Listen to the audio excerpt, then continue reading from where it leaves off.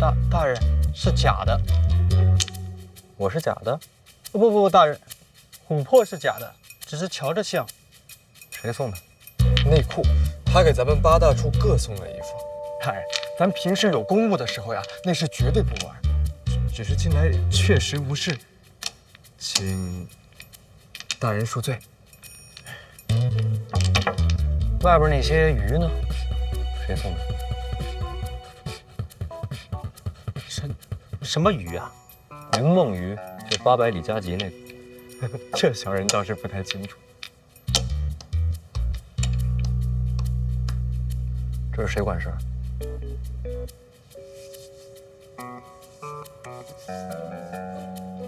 这也不知道？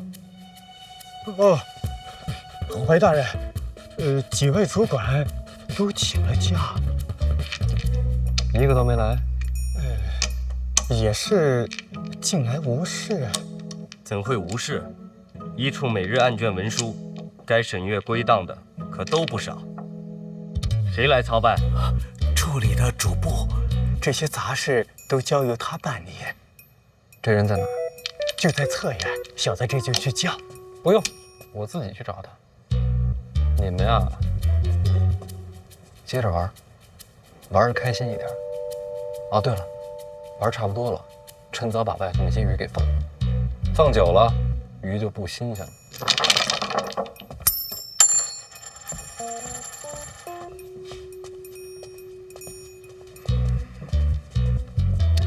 别动，还真打算接着玩啊？这怎么办呀？这下不知道。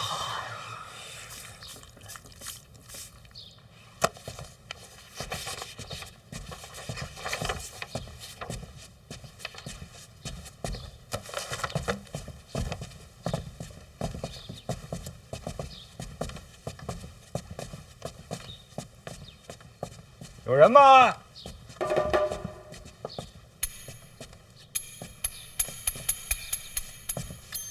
启田兄，老邓，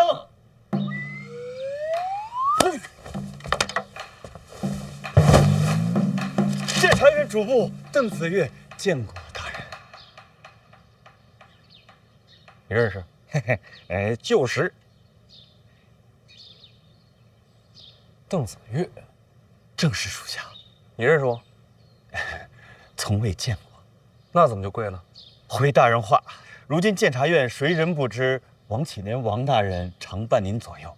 再说了，您这卓尔不群的气质，剑眉星目的样貌，不怒自威的神态，我若再猜不出来，我是不是瞎呀？小云公子，行了，老邓啊，大人现在暂领一处诸般事宜了。当真？当真。天哪，这是天大的好消息啊！啊，是不是？小范大人如果能来一处，那您做这一处的话，那一处这就从此以后就有主心骨了。我真是感觉，如久旱逢甘霖，他乡遇故知。行了，全是套话。随你是吧？就是。邓子越，站着说话。老邓，起来。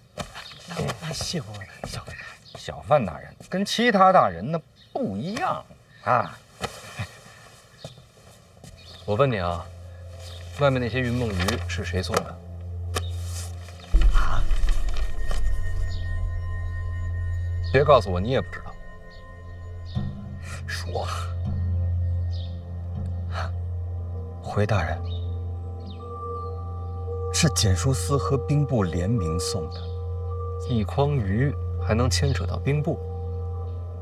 不是兵部，别人也没本事用800里加急把新鲜的云梦鱼送京都。那检书司呢？此类鲜鱼都是先送往检书司，再由检书司按品序分类，再依次送往皇宫内院和6部各大臣府上。当然，检书司和兵部会留出一份，联名送往一处。都吃了。此鱼异常珍贵，故此有人吃了，有人卖。卖到哪儿？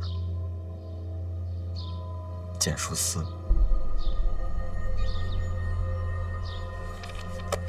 好极了，简书司送来的鱼再卖回简书司，这买卖可真好做，价钱也不低吧？或许是怕浪费呢。那这简书司和兵部干嘛上赶着给咱们送好处啊？你就照实了说。嘿嘿，这屋里边没别人吧？没有啊，那就说。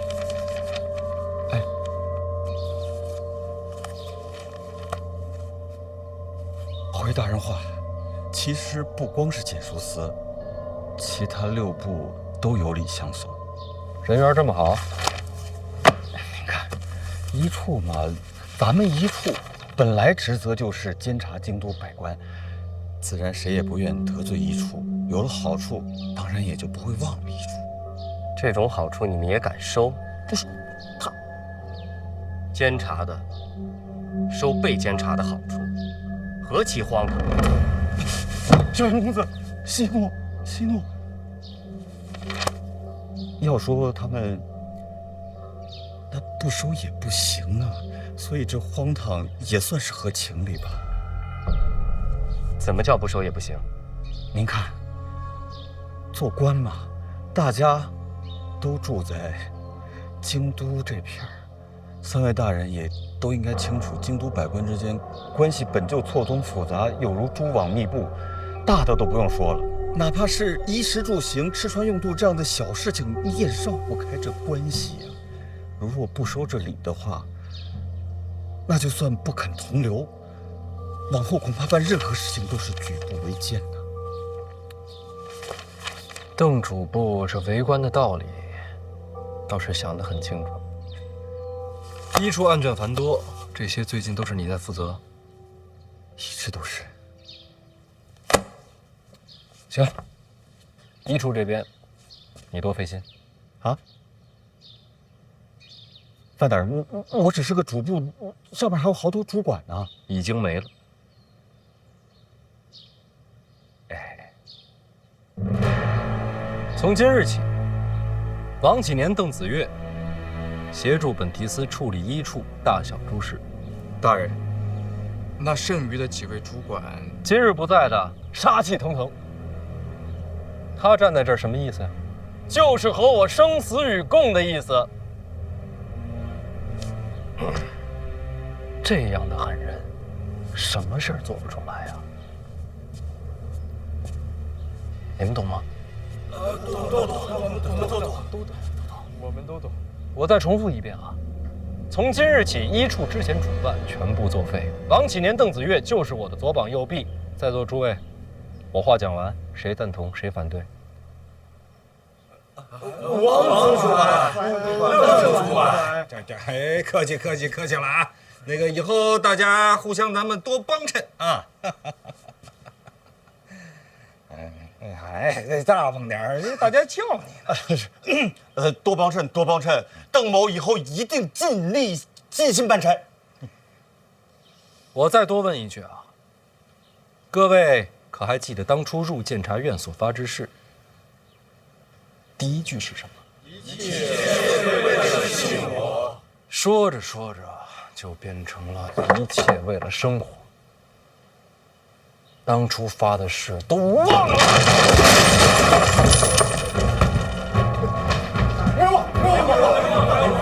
一处是做什么的？监察院是做什么的？求吏治清明，保百姓安宁。你们当初的初衷都他妈喂了狗了！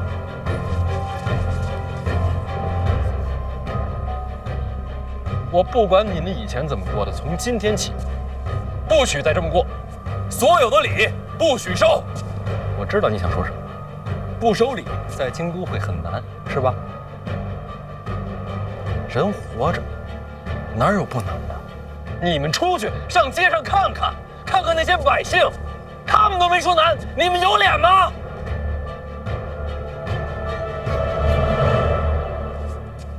不过诸位放心，我这个人呢，其实还是好说话的。各位要小心，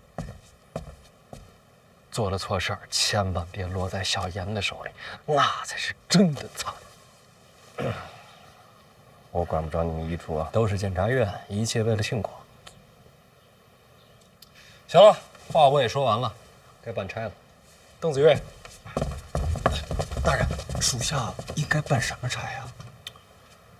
刚门口那鱼我也看了，我觉着不新鲜。鱼不新鲜，送来的鱼不新鲜，说明什么呀？说明他检书司看不起我们一处，这谁忍得了？邓子岳，属下在。带人把检书司给我封了。大人，恳请大人知道，检书司的戴公公那可是书贵妃面前的红人呐。我知道，老二他娘嘛，喜欢读书，我见过。那大人是不是再斟酌斟酌？怕什么？听我的，该封就封。就算要封的话，以何罪名呢？一处这么多案卷，检书司就一点过错没有？那要这么说的话，自然是有。那还等什么？带人去封。大人，我本来就是初来乍到，根本就难以服众，而且我这个职位我压不住检书司啊。那要不辛苦小严公子你们带队一趟？一处差事与我何干？都是检察院，为国效命。那就有劳小严大人了。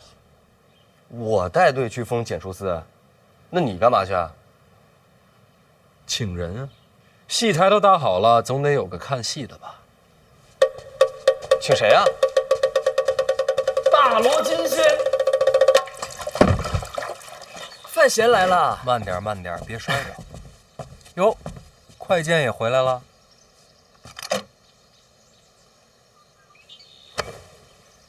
我就说这个人太冷漠，没礼貌。自然是比不过殿下。我也得说说你，来京都这么久了，头回到我这儿。是，确实是我不对。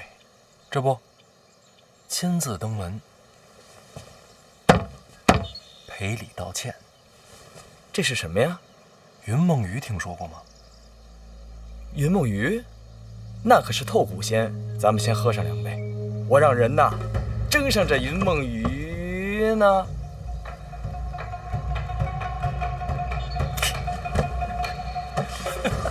全程炒变了，美语。心领了，千里送桶水，礼重情更重。是吗？送你了。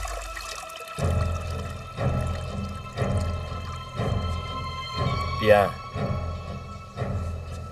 清清。哎，但我知道哪儿有鱼，所以呢？所以咱俩抓鱼去。我跟你去抓鱼。殿下没空。我就说嘛，满京都城里最有趣儿的人就是你了。我也这么觉得。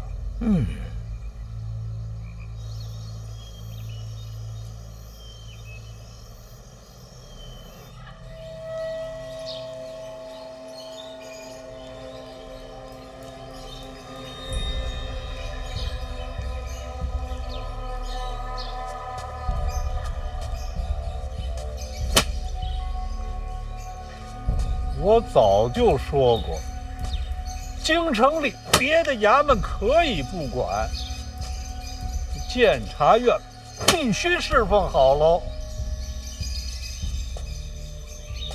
我说过这话没有？我说过没有？您说过，戴公公，咱们不敢大意，平日里没少打点，这不今儿还送了云梦鱼过去呢，那还让人家一处把咱们给围喽？我们也不知道啊。哪位主管来的？都没来，领队的说是姓邓，是个主簿。切，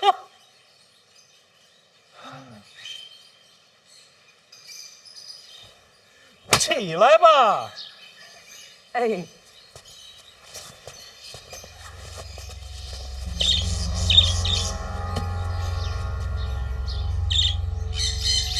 用的什么罪名啊？就是克扣些菜钱之类的。这算什么罪名啊？来打秋风的吧。要不您能出宫瞧一眼？一个主簿，他也配？你别看监察院在京城里权势滔天的，那这全是谁给的呀？咱们宫里给的。您不去，那边就还封着，这可怎么应对呀？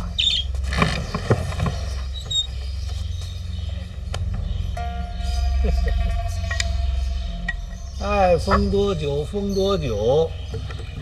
回头啊，跟御膳房说，今天宫里的菜蔬少了一些，尤其是几位贵人爱吃的青菜，没有了。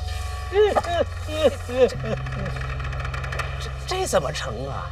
上边要是问起来呀，就说一处威风，断了宫里的贡菜，我们检书司官小职微，无力抗争。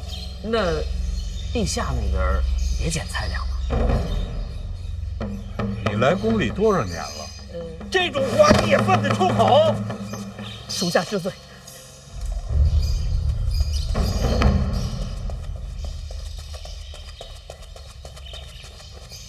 禀戴公公，又什么事儿啊？范闲范大人已经赶去检书司了。你上前说话。范闲范大人已经赶到检书司了。怎么把范闲也惹着了？戴公公做事自有分寸，你下去吧。公公应该去。混账！戴公公做事由你来管吗？等，我为什么应该去啊？回公公，赶去检书司的除了范闲，还有二殿下。你说谁？二殿下。公公莫急，我多问了几句。二殿下虽然到了，却只是旁观，并未有怒容，应该不是大事。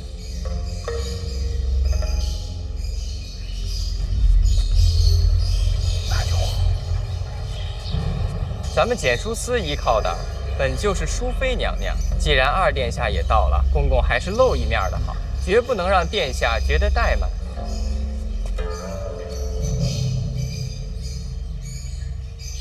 你说的有道理，我得去。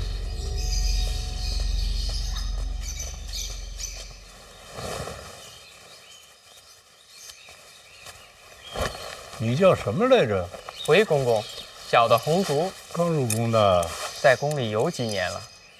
行，有个伶俐劲儿。你们都学着点儿。是。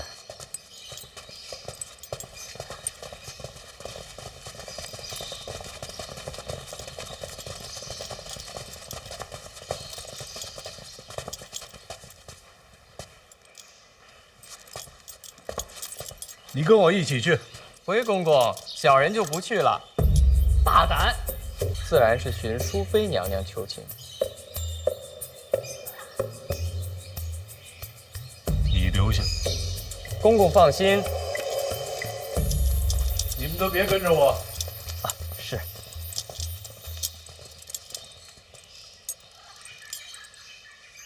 哎，小红公公。我有个事情想让您帮我拿主意。诸位前辈都在，我也不敢拿主意。您尽管说就是。御膳房那边还要减菜粮吗？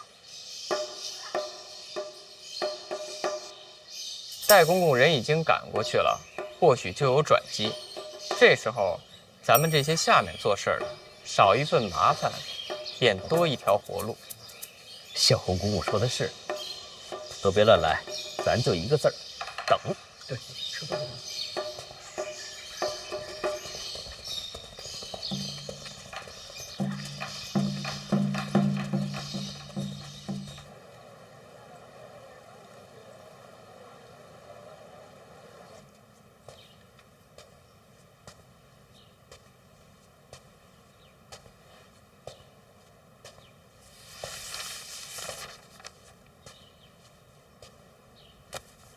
老邓，去看一眼人来了没？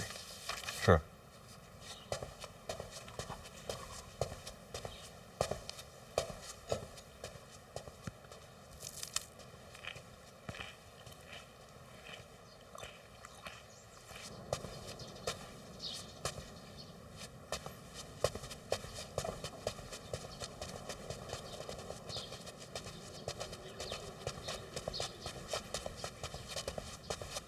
王先生，王先生，稍等，稍等。那不敢耽误啊，这里边都等着呢。是，这什么？稍等一下，稍等一下。你看，我早听说啊，王先生这个人智勇双全，可惜我无缘相见。干什么你？这听说王先生是小范大人身边的红人，那么小范大人今天这个局面，他想要一个什么结果呢？戴公公常年给医术送鱼，这情分啊，还是有的啊，都是举手之劳。但是我们家小范大人可没吃着你的鱼鸡啊。小范大人这不是刚刚到医处吗？您放心，我这都准备了。行，进去吧。哎，等一等，还有一件事，二殿下怎么也来了？这还有一件事儿啊。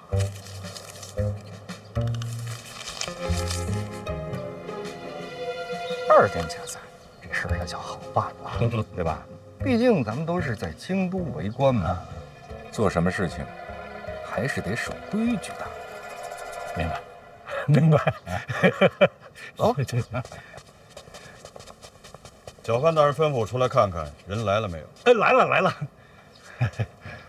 哎，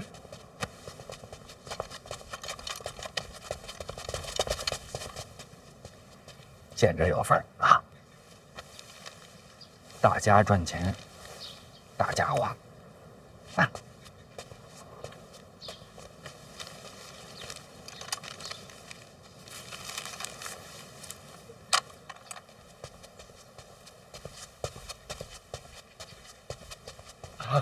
老奴拜见殿下。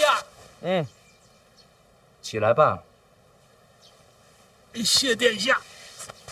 听说你这里有云梦鱼，是，来买2条。殿下开玩笑，回头让人给殿下送府上去。你这办的是官差，可不能不收钱。身为一个皇子，不能假公济私，这道理能明白吧？是，这老奴糊涂了。必安，给银子。不用。我请殿下吃鱼。哎，银子我出。不是这入账。回头我就入账。别回头了，这不有纸有笔吗？现在就记。哎，好。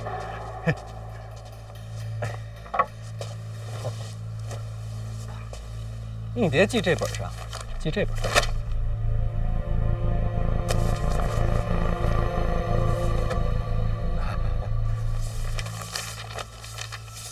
戴公公认不认识老金头啊？谁？老金头，一个卖菜的，欠了不少账。哎呦，这好像是想不起来了。想不起来了。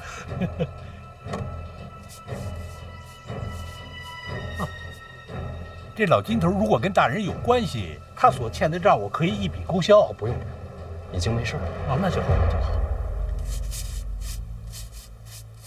哟，戴公公这字儿不错呀。不敢。哦，跟这账册之前记的是一模一样。这么说来，戴公公都是亲自写啊。身负皇恩，不敢怠慢。那这账册将来要是查出什么问题，都得问你啊。啊，这个简书司呢，是为宫里办一些杂事儿，账有些细碎。如果大人看不明白的话，我跟您解释。细碎，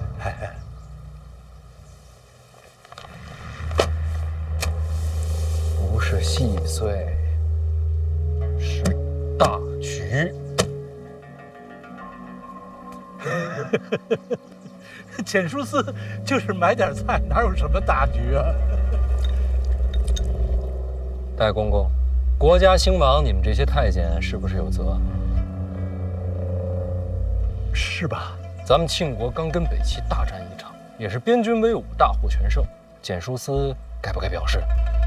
啊，这边军的粮草不归简书司管。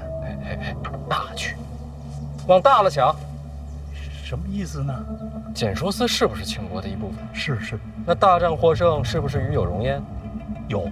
与北齐一战花了不少银子，对吧？对。这大战平定，朝中缺钱，是不是这个道理？是。那咱们庆国人该不该共度难关？该。简书司该不该负责？该。啊？该负什么责呢？国库空虚，到处缺的就是银子。简书司不想着为国解忧，反而变着法子贪钱，这合适吗？不，绝无此事。老奴为人最为老实，平时见着钱我都难受。大人一定是误会了。老实？哎，我们监察院听说过吧？如雷贯耳。我们办案的手段，想必你也知晓一二。贪没贪钱自己知道啊。这账册查下去，是什么后果？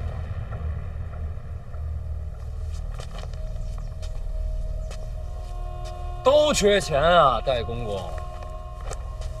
简书司就不能担起责任，有难同当吗？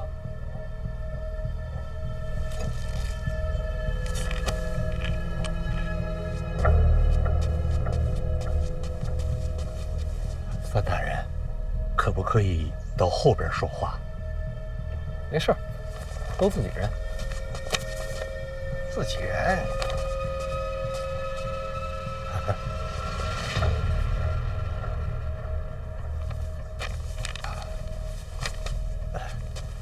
关于账目的事儿，这里还有一些补充，如果您不明白，可以回去自己看。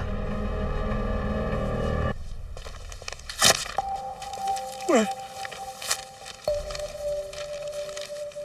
，1000、2000、3000两。哎呀，3000两，还行吧。那话说回来，咱们简书司每天买菜也不容易。应该的，应该的。大家都是同朝为官，我做人也不能太跋扈，与人为善嘛。是。小范大人真是深谙为官之道。那说起来，简书司问题不大，是我唐突了。不是，应该的，茶也是应该的。误会解释清楚就好。老邓，饿了吧？说。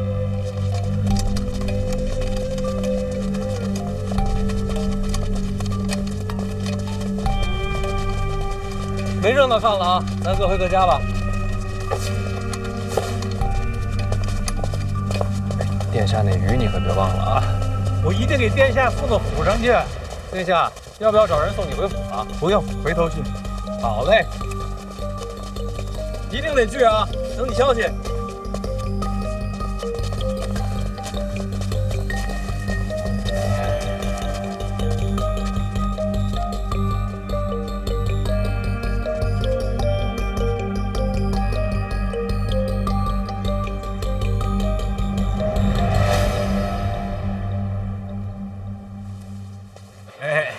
这是欠你半年的水果钱。谢谢您还记得，应该的，应该还，应该还啊！今天水果新鲜，再拿点。好，你挑挑。看这个红线啊，你挑。这个红线，就这些吧。你知道自己在做什么吗？受贿啊！这件事儿，我一定会参与。你一个可不够，多找几个一块掺和。什么乱七八糟的？这里来一个，不吃。这弹劾这件事儿，归哪个部门管？除了监察院，就是督察院啊。督察院，御史言官，怎么样？关系好吗？你到底想干什么？我不是说了吗？多找几个人一块掺和。辛苦您啊！把这个消息给我散出去。别人布陷阱，都是对政敌，你的好，给自己挖坑。拜托了，被参倒了没人救你。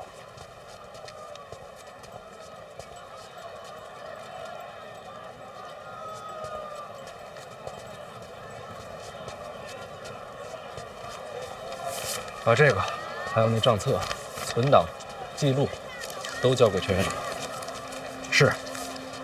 啊，还有这个，如您所料，戴公公给的。都记上。是。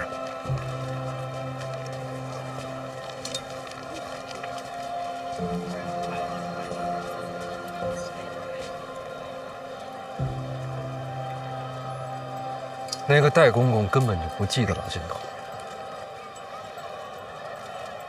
没人记着他。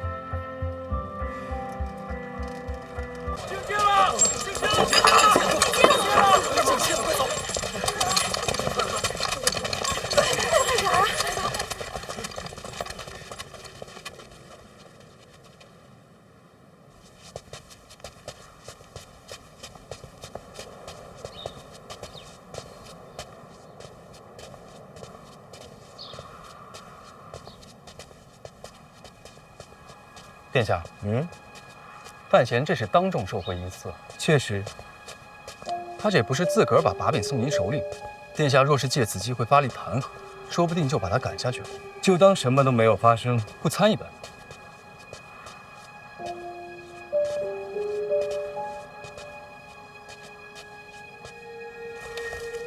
他收检术司的钱，为何要叫上我？殿下的意思是，他故意送出把柄，莫非是认输了，有心投效殿下？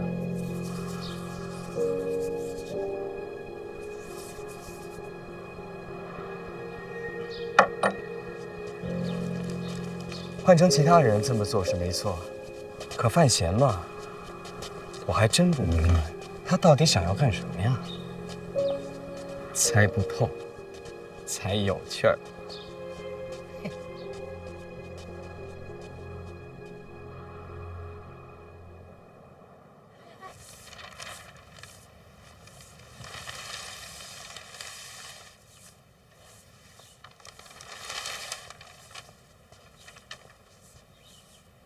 陛下，督察院几名御史联名弹劾范闲范大人。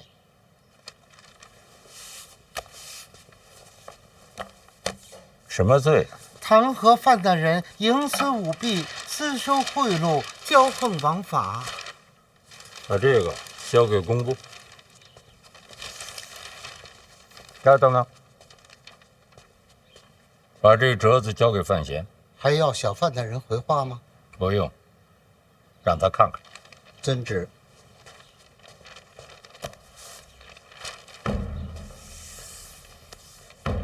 弹劾。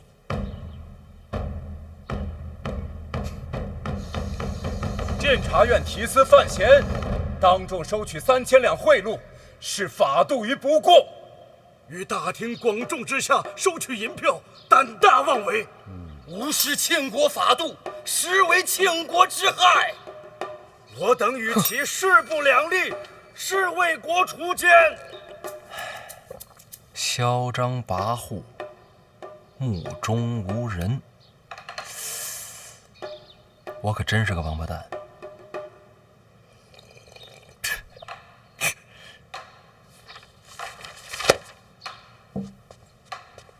看完了，辛苦后宫。瞧您说的，这不是我应该的吗？那我先回去了。哎，来，送一下后宫吗？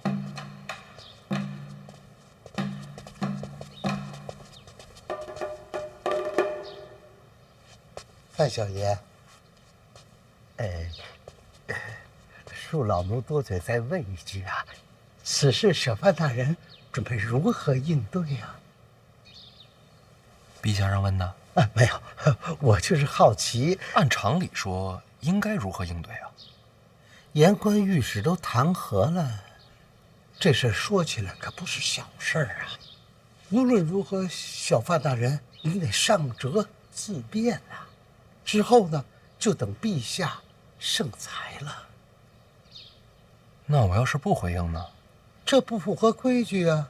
督察院都弹劾了，您不给个反应，这不是往御史脸上扇嘴巴子吗？不给反应就是扇嘴巴子，那不够吧？哎呦，范大人，我的范小爷，呸！是我老奴多嘴，您可千万别冲动。听说了吗？那个范闲面对弹劾，迟迟不上折自辩呐，岂有此理！真是目中无人呐，置我倾国法度于不顾，将弹劾视若无睹，这厮真是胆大妄为。就是，还不像是。你谁呀？我王启年，奉监察院提司范闲范大人之命，给你们这督察院呀送幅字儿。什么字儿啊？送给哪位？但凡你们弹劾范大人的啊，都可以看看。等会儿，等我走远了你再看。范闲派来的。看吧，写什么字？什么字啊？这是？哎，快打开看看。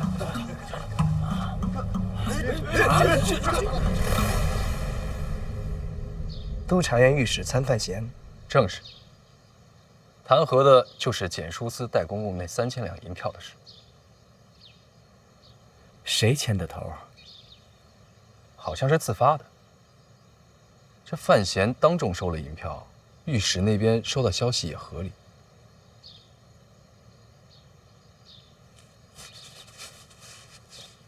3000两，也不是什么大事啊。范闲上个自辩折，督察院那帮也不会死追到底。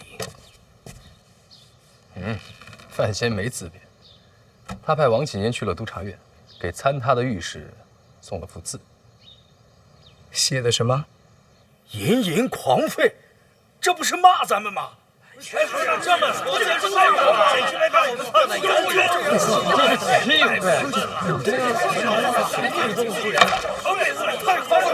这是关我什么事儿啊？毕竟那3000两是您给出去的。 3000两在京城算个屁呀！这芝麻大点的事儿，还骂人家是狗。哎，那不是我骂的。在督察院看来，范闲跟公公就是一条线上的蚂蚱。我一共跟他见过1次面，我怎么就骂上了我？人家说了，知道的就1次，隐藏未报的天知道有几回。听说督察院放话了，早就怀疑您和范闲狼狈为奸，很可能还拜他做了干爹。 胡说！我几岁，他几岁，怎么就拜干爹了呢？公公，事到如今就别争年龄大小。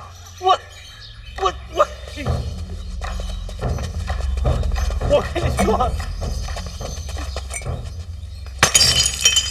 范闲真是疯了。督察院那帮将种死都不怕，就怕丢名声。他可倒好，他骂人家是狗。哎呦，他骂人家是狗啊！他。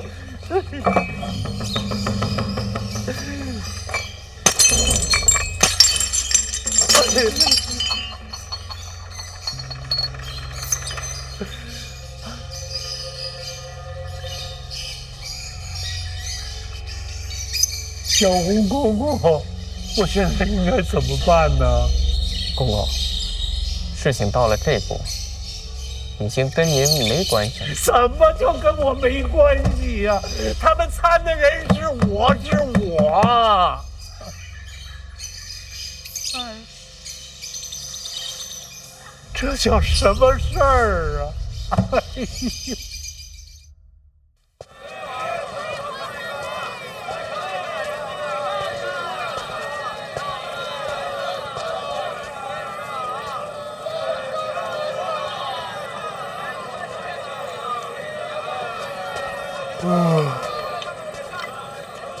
哎，这么早出门啊？你不比我早，是为了等你。吃点，早上不能饿着。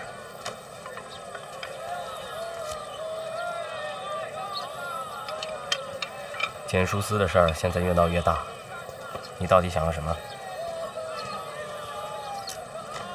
老二和北齐走私的线索断了，不过没关系。有人提醒我，我面对的不是事儿，而是人。嘿嘿，放心，这儿没别人。这跟简书司有什么关系？老二跟北齐走私是为了银子，银子不花就是废铁。你觉得他挣的这些钱能花在哪儿？偷养兵马，还有呢？收买官员，培植嫡系。你借简书司入手，其实查的是贪污受贿。京都之内，我自己能查，但老二的门下不只有京都官员，要查京都之外，我们一处不如你们四处。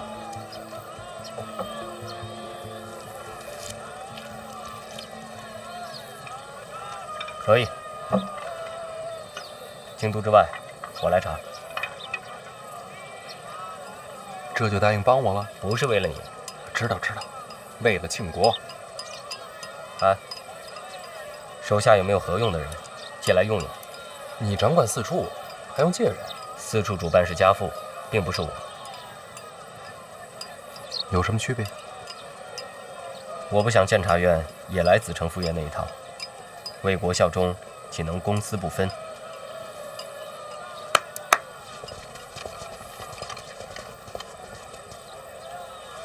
小范大人，严公子，老王，老高，嘿嘿，这段时间啊，帮着小严公子做点事儿。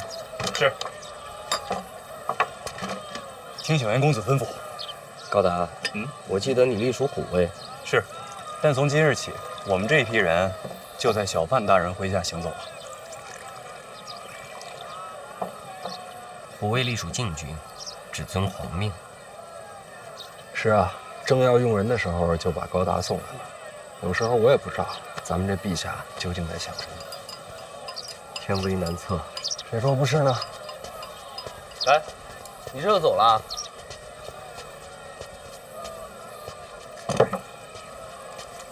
你怎么不走啊？哎，这钱你还没付呢，这也得我来。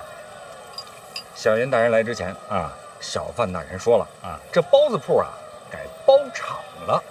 这包场我也不明白什么意思啊。大概就是这馅儿啊，这面呢，这火呀，这水呀，都算作成本了。哎，老高啊，让兵士们啊把剩下的包子都给包圆了。好，这馅儿呢，我拿回我们家去，晚上给我家爸爸汆个丸子。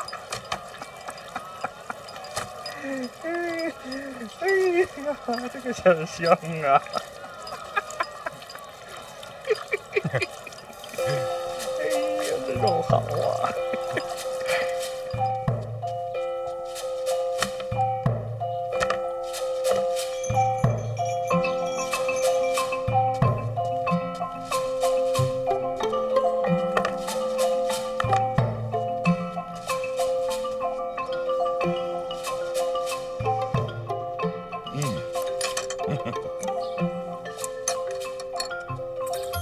老爷，我听说这几日督察院参犯闲的折子可越来越多了。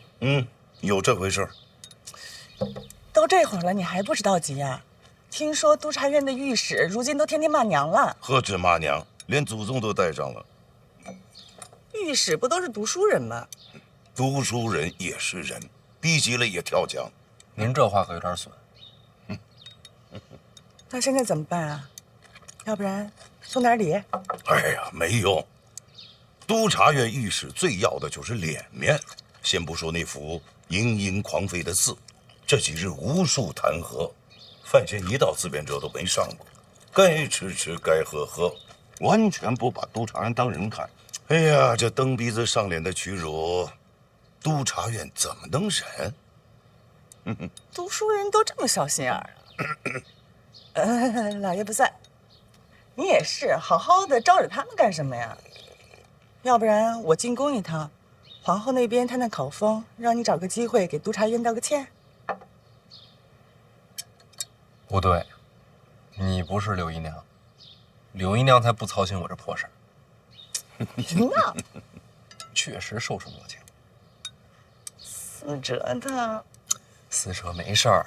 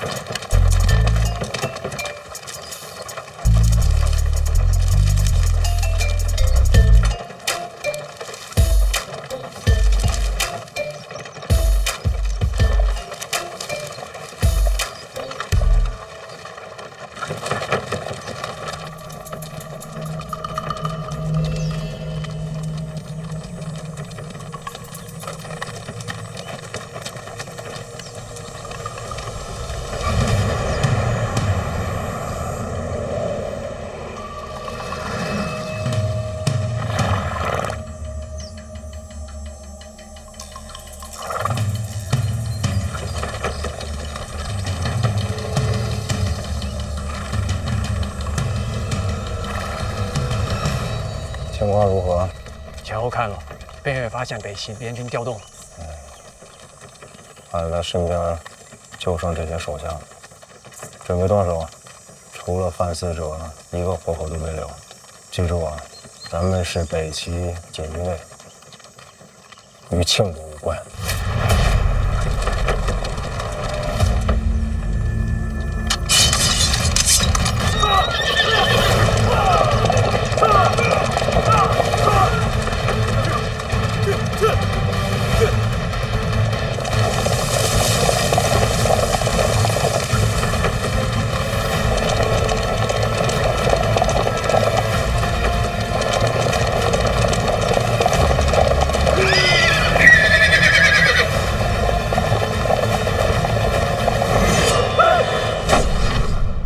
死者离京那会儿，你不挺有条理吗？怎么现在自己任性起来了？这么多弹劾的折子，你好歹上个自辩者，不能听之任之。好了，范闲不是死者，他知道该怎么做啊。怎么这也能数落上死者呀？姨娘说的没错，督察院那边的弹劾确实应该有个回应。怎么回？回头就知道了。哎呦，今儿肉不少啊！是啊，香啊，真不错。多吃点啊，多吃点。哎呦，真不错，真好吃。是啊。大人，大人，这个肉它可不是别人孝敬的啊，这个是咱们监察院医处自己花钱买的，这名正言顺。那给您弄点。不用，大伙好好吃啊，吃饱了好当差。什么东西？这了不起！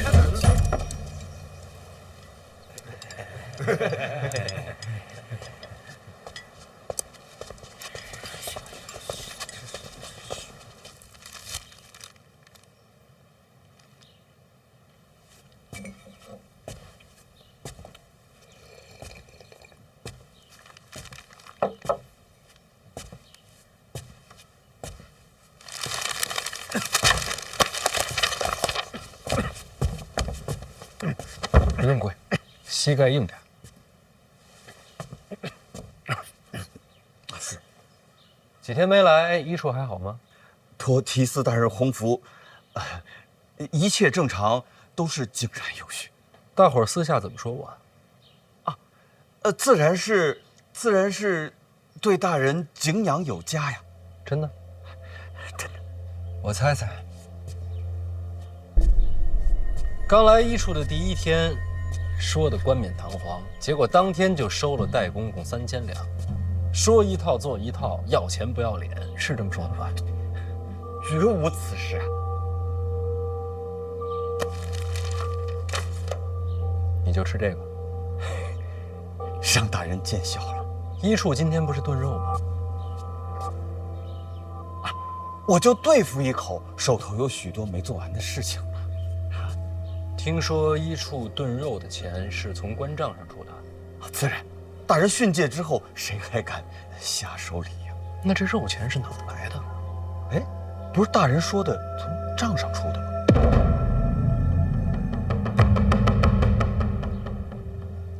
医处的账我看了，这几日有出入，多了50两，所以从中取出一些银子炖个肉，也算是慰劳一下同僚们。这几日我看了你的文档啊，邓子越，简书司这么多年送来的云梦鱼，你是一条也没拿过。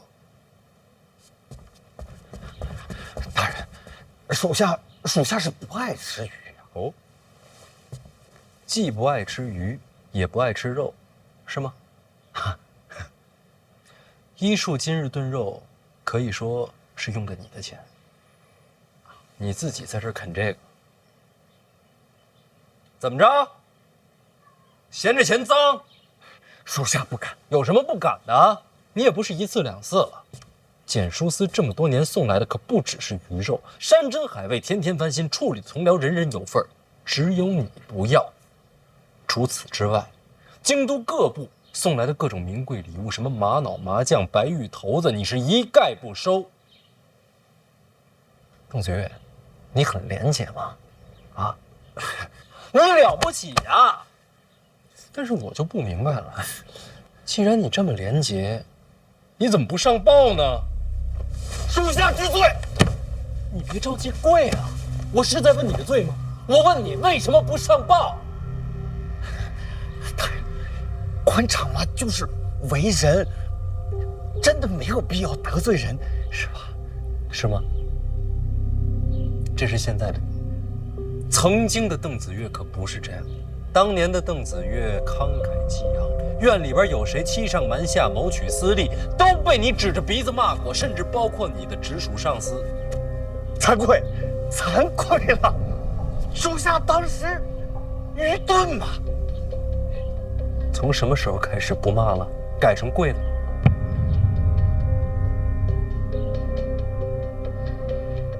回大人，我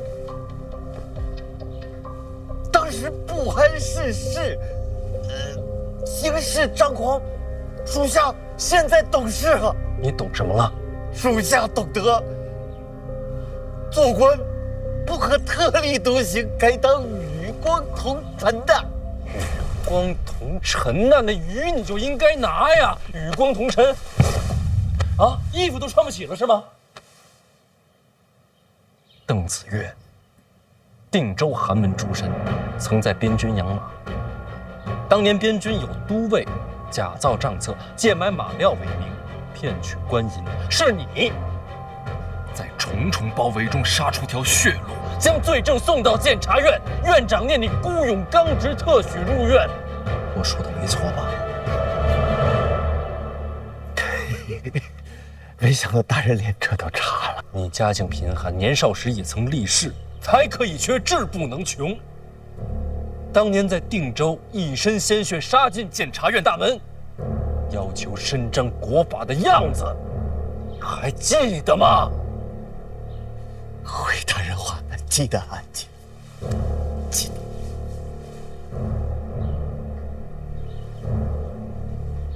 你现在是不是觉得那时候很蠢呢？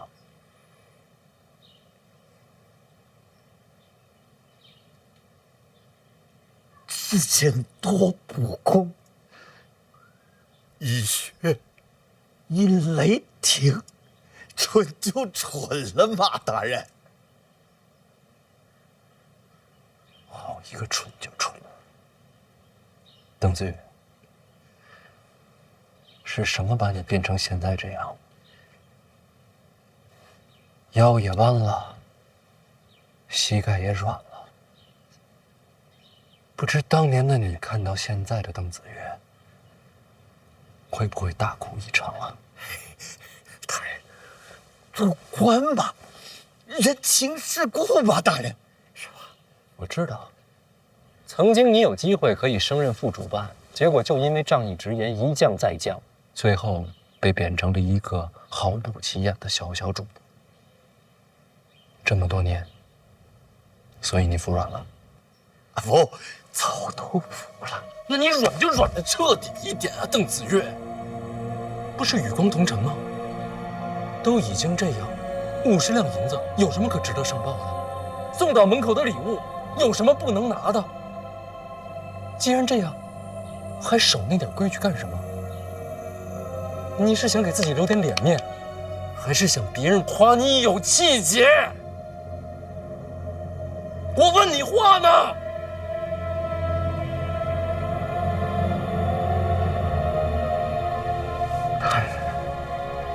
大人，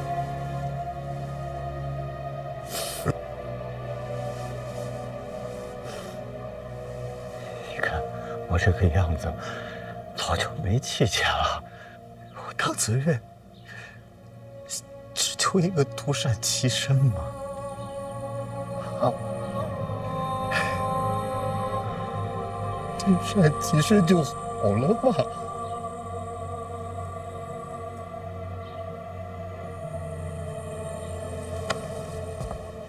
咱俩差不多。说实话，我求的也不过是独善其身罢了。我要是看见看不惯的，我就不太想忍；跟我有仇的，我就得报。我这脾气，在京都混到这地位，凭什么呀？啊，就凭大人智谋深远，远非常人所能及。跟这关系不大。那就是大人，文采惊世骇俗，那更扯远了。哎呦，大人，属下还真就不知道了。因为我有人罩着。我这脾气，要是没有长辈们罩着，在京都活不过3天，对吗？做好人守底线，最好先有个靠山。邓子月，你有吗？属下没有。现在你有了。从今往后，我就是你的靠山。你可以试着找一找曾经的那个自己，试着把底线往上再提一提，别怕闯祸，我跟你斗着。我知道你现在不能全信我，不急，咱们看人不看他说什么，看他怎么做。啊，走吧，先办事儿。大人，办什么事？替我写个折子，自辩者以一处的名义送上去。大人，我写不合适吧？我字不好。是。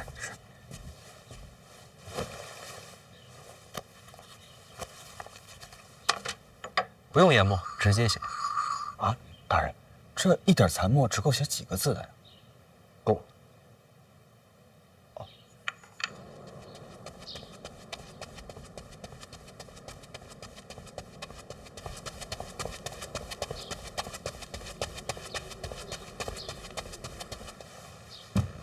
范闲的自辩者入宫了，是。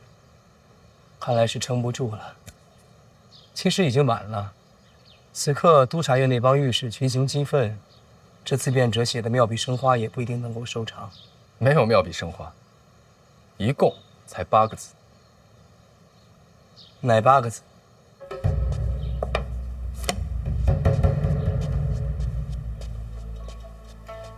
嗯，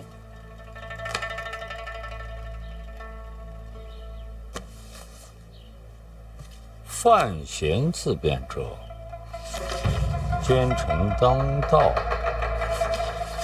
何罪之有？奸臣当道，何罪之有？这庆国立国以来，还从未有过这样的自辩者。不光是庆国，有史以来这也是独一份了。我本以为淫淫狂吠把御史们得罪到头，是我错了。这折子呀，才是登峰造极。可这把人当狗骂，不是更恶毒些吗？殿下，把人当狗骂，虽说气愤，不过就是骂街。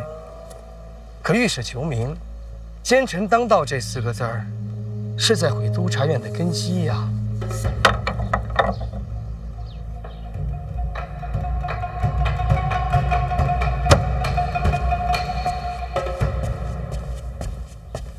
昔日太甚！这字写的不错，是他写的吗？应该是监察院一处代笔。我说呢，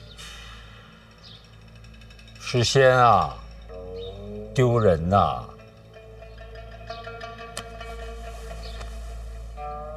督察院范闲，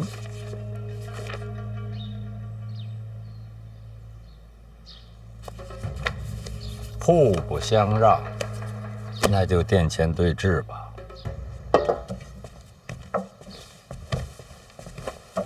明日上朝，范闲和御史们殿前对质，旨意已经传下来。精彩！明日这热闹一定要亲自瞧。说起来，范闲入京都以来还从未上过大典，明天这是头一遭。头一遭就是决战，未来可期呀。说不定就被御史给斗倒了，难说。反正咱们安心观战，看个热闹。那是自然。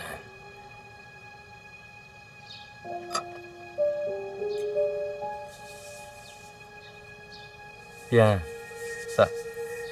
抱月楼的卷宗准备好，明日我带上殿。殿下这是要帮着督察院裁死范闲？有备无患。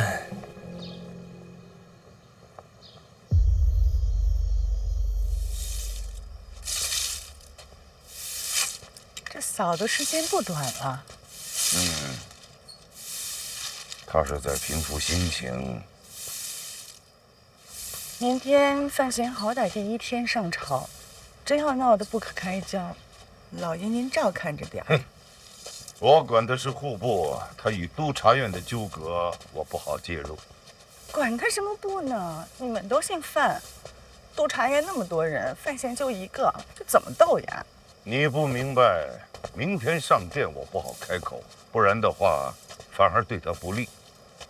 司职能不能回来，全靠他了。他可千万不能出事。放心吧，若真有生死之危，拼了这条老命也得护住他。你对范闲是真好，对死者也一样。那对自己的老命也好点呗。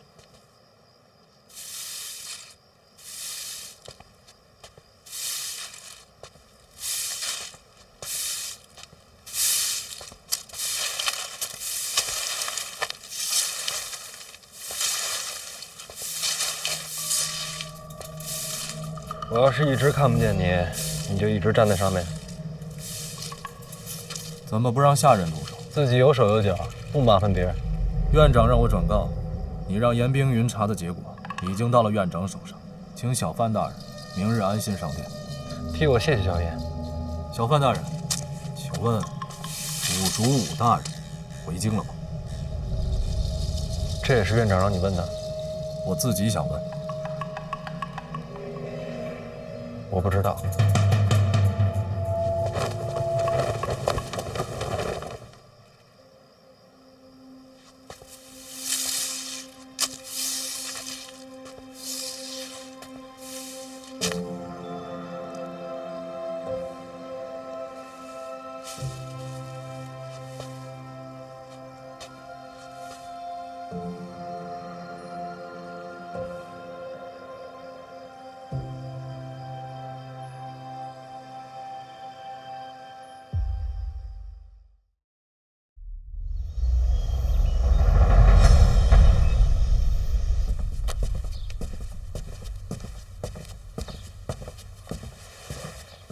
太子殿下，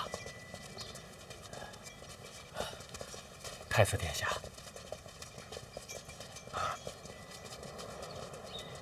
太子殿下，太子殿下怎么在这儿站着呀？等你啊！啊，专门来看我笑话。你何必呢？没懂。知道为什么没有人愿意跟御史为敌吗？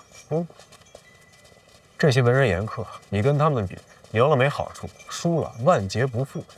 为什么要跟他们一般见识啊？没准过一会儿我们就化敌为友了呢。那我就把脑袋拿下来给你当球体。太子不必如此客气。总之一会儿多加小心，实在不行先退一步，我帮你求情。那倒不必，不过我确实有一事相求。说说。太子殿下也知道，今日是我首次上朝，对于这些什么礼仪啊、规矩啊，完全不懂，得找个人教教。哎，辛大人，哎，正找您呢。是吗？哦，辛大人，此事必须得再跟您说说。秦雄，过来过来。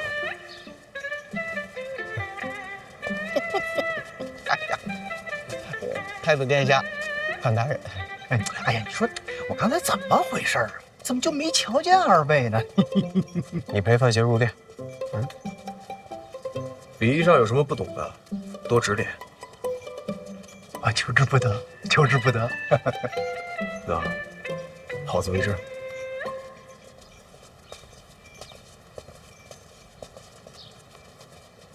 辛大人，范大人，怎么不找我喝酒啊？哎呀，公事繁忙啊。哦，辛大人辛苦。哎，要是实在太累了呀，可以告病休假几天嘛。哎，有道理。就是说的太晚了，殿下都走了。那几个人怎么一直盯着咱们这边啊？那几位啊，就是督察院御史。哦，原来如此。哎，那他们怎么一直瞪着你啊？你跟他们有仇？哎，这还俩人。